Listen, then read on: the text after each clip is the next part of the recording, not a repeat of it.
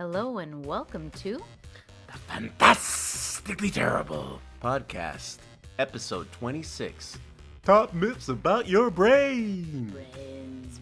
Today we'll look at 5 scientific myths about the human body. 1. You have a left brain and a right brain. 2. We only use 10% of our brain. 3. We only have 5 senses. 4. Blood is blue. 5. Only Europeans and Asians have Neanderthal DNA. And we'll also ask the question, did they burn witches at the stake during the Salem Witch Trials? Number 1. You have a left brain and a right brain. You've probably heard this one, perhaps on a TV show or in an article, and they mention something like, analytical people think with their left brain, and creative types think with their right brain. Let's put this to rest. No scientific studies have ever been able to prove that people have a dominant side of their brain. Even if you take a look under the hood with an MRI scan, you'd see the brain activity on both sides of the brain is more or less equal proportions when you examine the neural networks and connectivity. So, done and done. Number 2. We only use 10% of our brain. This is definitely something we've all heard. The brain is amazingly complex. It performs the most basic functions like breathing to the most complex, like advanced mathematics or writing music concertos. I've heard a few times something like, if only regular people could tap into that 90% of their brain, we'd all be geniuses. Maybe we'd develop superpowers, or at least use telepathy or have telekinetic powers, right? Well, I found an article in Scientific American where Barry Gordon from Johns Hopkins School of Medicine in Baltimore explained where the 10% myth came from.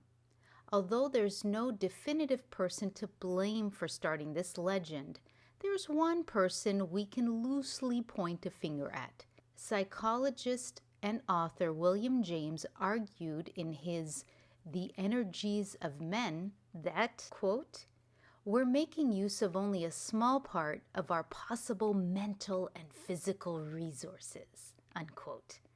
So why is the 10% myth so strong? We turn back to Barry Gordon from Johns Hopkins, who says that it may stem from people's own negative view of themselves.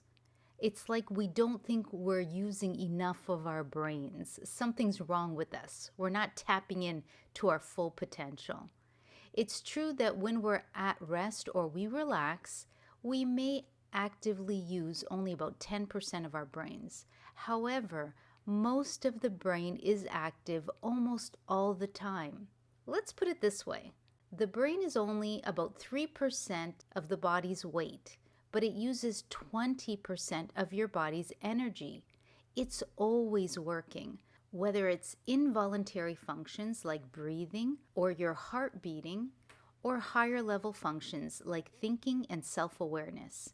The final nail in the coffin for this myth? Evidence shows that over a 24-hour period, you use 100% of your brain. That's right. Not 10, not 20, 100%. But you might ask, what about people with brain injuries? Or those who've actually had parts of their brain removed? How do they still function? That's because the brain can adjust and compensate to make sure the parts that work take over those activities. That's pretty brainy.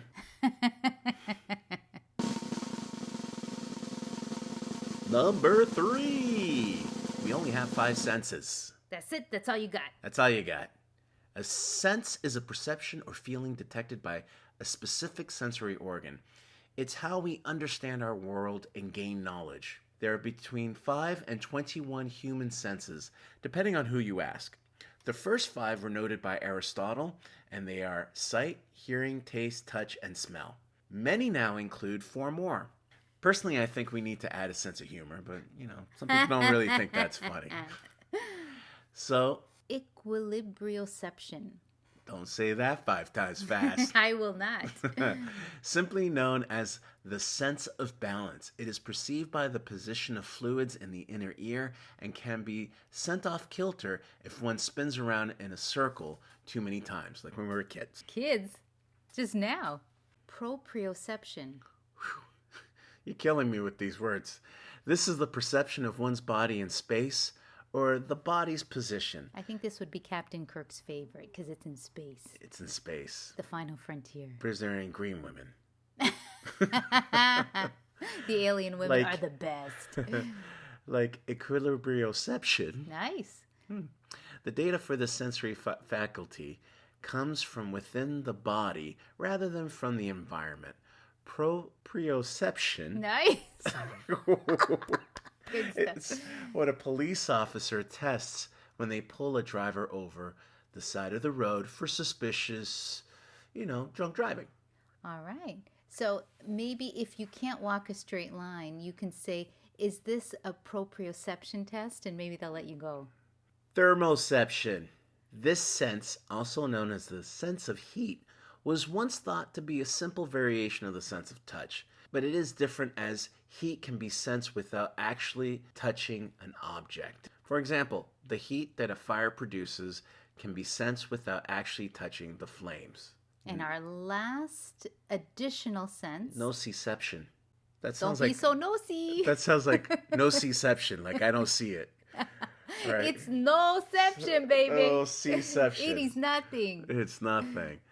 Touch is actually an amalgamation of a few different senses known as nociception. In general, this is the sensation of pain, which includes the perception of pressure, heat, and of course, pain. I need to emphasize that.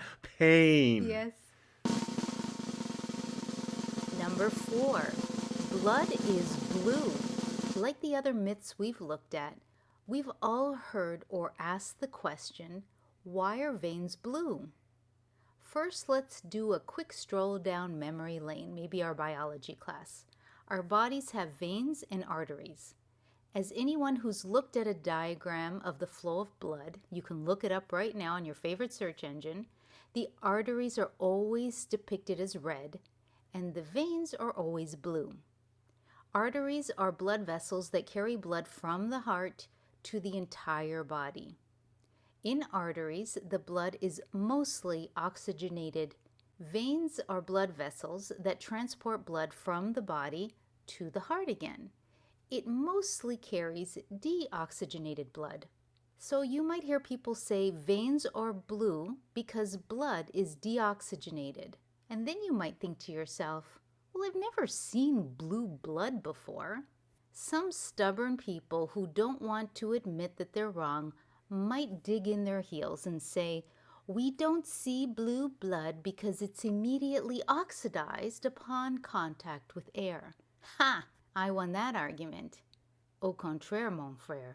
Blood is never, ever blue. Never. So why do you see blue under your skin?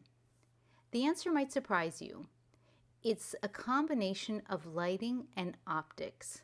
There are basically 3 reasons we see blood as blue. The first is how light is absorbed. The second is how light is reflected. And the third is how our brains process the information and send us the message that says, hey, you see blue, for real, trust me, it's blue. The reason why only veins appear blue is that veins are the only vessels we can see through our skin. Veins are larger, have thinner walls, and are closer to the surface of our skin. Your heart has to push blood directly through arteries. The walls of arteries are subject to higher pressure than veins, so they need to be thicker, and it's deeper in the body. We do not observe arteries through the skin. We see blue because of how light is reflected from our skin. In general, red light is absorbed more and blue light is reflected. Honestly, though, these rates are very close, so that's when our brain kicks in.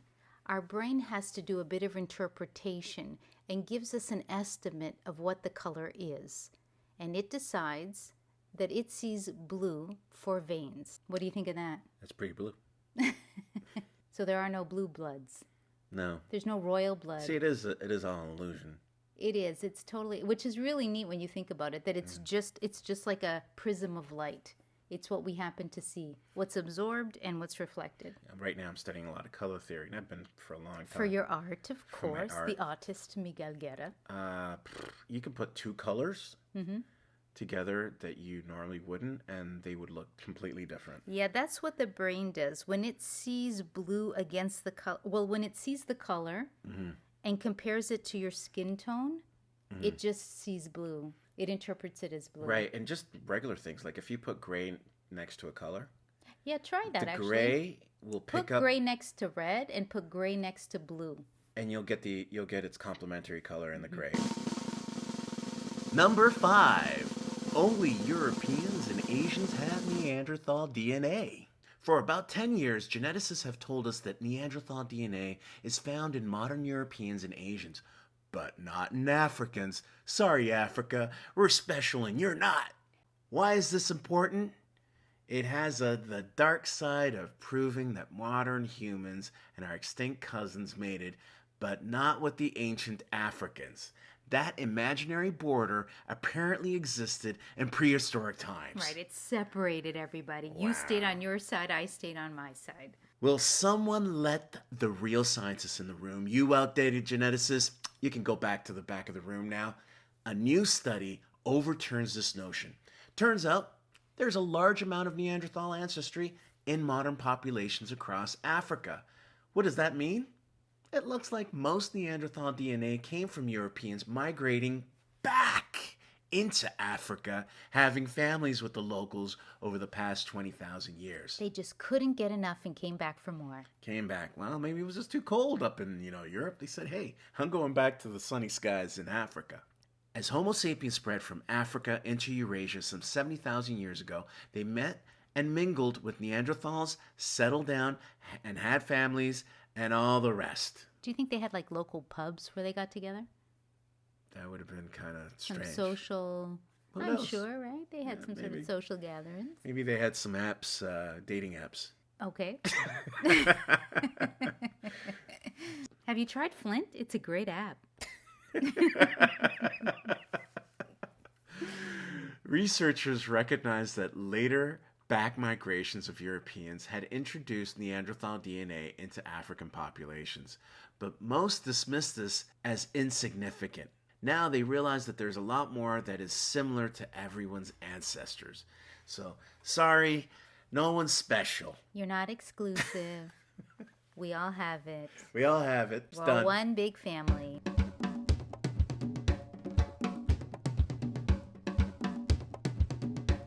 The Fantastically Terrible Character or creature this week are the witches of Salem, Massachusetts. So, Miguel, if you were a girl accused of witchcraft in 1692, what do you think would happen? So I'm a white girl? Sure. Okay. Well, you'd be executed. And how would you be executed? I don't know, burnt at the stake? Is that your final answer? Well, you're making me feel unsure, but yes, I'm sticking to it. Burnt at the stake it is. Let's take a look at the famous story of a group of young girls in Salem in January 1692 in a small Puritan settlement. The girls had disturbing, quote, fits along with seizures, which caused violent contortions and apparently caused them to scream. A super scientific doctor in Salem, Massachusetts, I'm afraid. diagnosed the children as being victims of black magic. Did they have dwarfs in their stomach? Yes, and they had bad humors, and they had lots of stuff that their super science decided in Wow. 1692. So the answer was witchcraft. Witchcraft. Witchcraft did it. Over the next several months, allegations of witchcraft spread like coronavirus. When the dust settled, around 20 people were eventually executed as witches. Yes, but how were they executed? If you think they were burned at the stake, you would be wrong. Oh, really? According to English law, almost all of them were taken to the infamous Gallows Hill to die by hanging. Oh, man. Only one out of 20, a man by the name of Gilles Corey, or would you say Giles in English? Giles, I don't know. Giles, may have gotten it worse if that's possible. He was pressed to death with heavy stones after he refused to enter an innocent or guilty plea. Youch. So why do we think that they were burnt at the stake? The likely culprit is probably the European witch trials, where execution by fire was disturbingly common. The Holy Roman Empire's Constitutio Criminali Carolina stipulated that witchcraft should be punished by fire. And that's exactly what they did in modern-day Germany, Italy, Scotland, France, and Scandinavia. Historians estimate that the witch hunt hysteria, which peaked between, and this is crazy, how do you peak between the 15th and 18th centuries? Usually a peak is shorter, it's not like 300 years.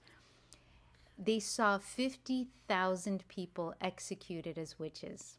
Damn! Many of those victims were hanged or beheaded first, but their bodies were typically incinerated afterwards to protect against, any post-mortem sorcery. Wow, that brings a new meaning to the church barbecue. Oh, that's nasty.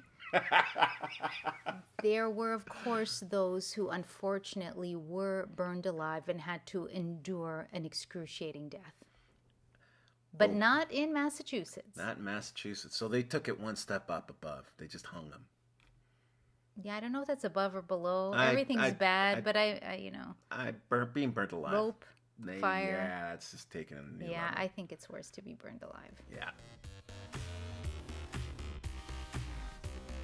That's it for today.